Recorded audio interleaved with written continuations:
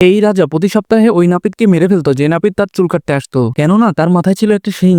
রাজা চাইতো না তার এই সিক্রেট যেন কোনোভাবে বাইরে প্রকাশ না হয়। এই কারণে রাজার সৈনিকরা প্রতি সপ্তাহে গ্রামে যায় আর রাজার চুল কাটার জন্য গ্রাম থেকে একজন মানুষকে ধরে নিয়ে আসে। একদিন সৈনিকরা এই ছেলেটিকে রাজার চুল কাটার জন্য সিলেক্ট করে। এটা দেখে ওই ছেলেটির মা অনেক কান্নাকাটি করে।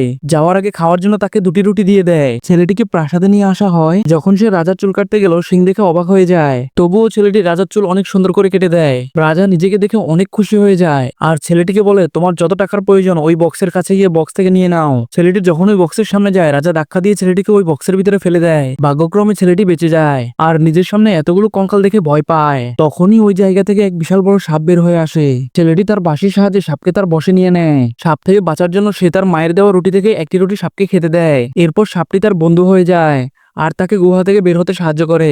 দিন থেকে রাত হয়ে যায়। ছেলেটি বিশ্রাম নেওয়ার জন্য একটি ঘর দেখতে পায়। সেখানে থাকতো মানুষ খেকো এক ডাইনি। সে তার চেহারা পরিবর্তন করে ছেলেটিকে স্বাগত জানায়। যখনই ছেলেটি গিয়ে তার টেবিলে বসে, ডাইনি তাকে বেঁধে ফেলে।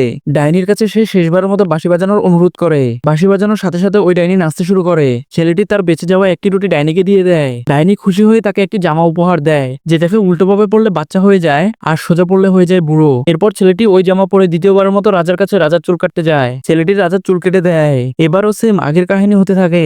তবে ছেলেটি এবার রাজাকে বোকা বানায় আর রাজাকে সে বক্সে ফেলে দেয়। এরপর সে ওই জামাকে উল্টোভাবে পরে নেয় আর বাচ্চা হয়ে সেখান থেকে বের হয়ে যায়। সাবস্ক্রাইব।